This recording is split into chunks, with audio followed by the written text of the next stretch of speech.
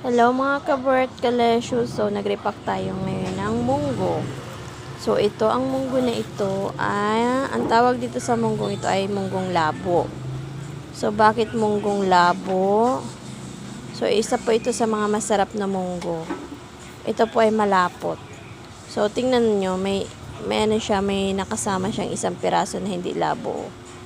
O tingnan mo ang kintab.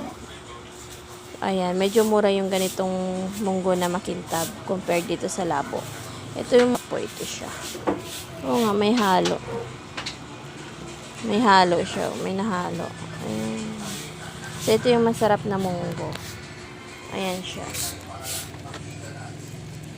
Ayan. Ayan, malabo po siya. Ayan, malabo. Ito yung masarap. Ayan o, may